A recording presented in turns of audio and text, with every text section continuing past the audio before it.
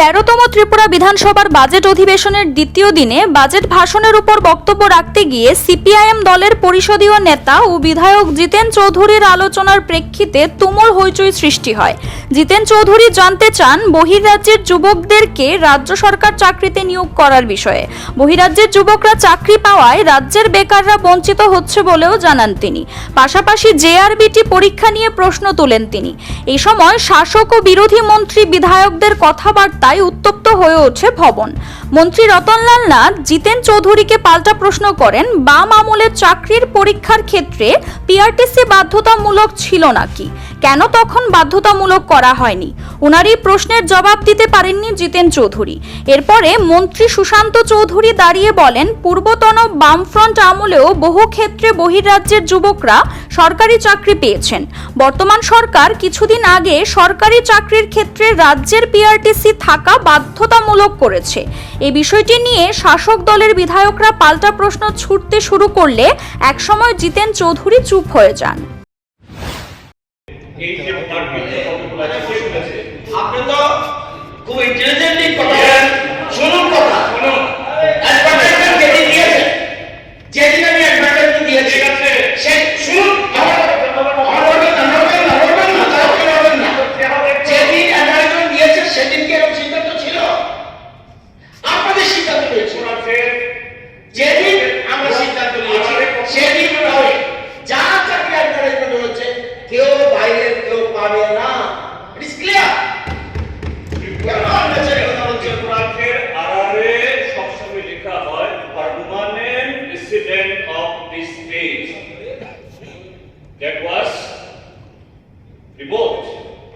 এটাকে বাইরে থেকে আনার জন্য এখন দেখার বিষয় হবে পশ্চিম বাংলার শুধু উনি যে বলছেন 25 বছর তো ওনাদের সরকার ছিল। কি বলছেন? I can go by name a series of officials. TPSC conducted এমন বহু পরীক্ষা হয়েছে, তাদের সময় বাইরে থেকে এনে তাদেরকে চাকরি দেওয়া হয়েছে। ব্যক্তিগতভাবে আমি শত্রুতা করতে চাই না, আপনাদের সময় দেওয়া হয়েছে। যারা আইপিএস হয়ে আইএস হয়ে রিটায়ারমেন্ট হয়ে টিসিএস পেয়েছে, টিপিএস পেয়েছে, বাইরে থেকে এনে তাদেরকে দেওয়া হয়েছে। পরিষ্কার তারা কি করে ফেরত হবে? আমার উদ্দেশ্য আরারে যদি সেটা মেনশন থাকতো তবে বাইরে থেকে তারা কি করে পেল? ধরা পড়ে গেছেন স্যার। কিভাবে ধরা পড়ে গেল? স্যার কি বলছেন উনি? একটা স্যার মিসলিডিং দাও। প্লিজ আপনার চেয়ারম্যান মতো হয়, চেয়ারম্যান মতো শুনুন। হ্যাঁ, নিরন্ত বসুন বক্তব্য রেখেছে।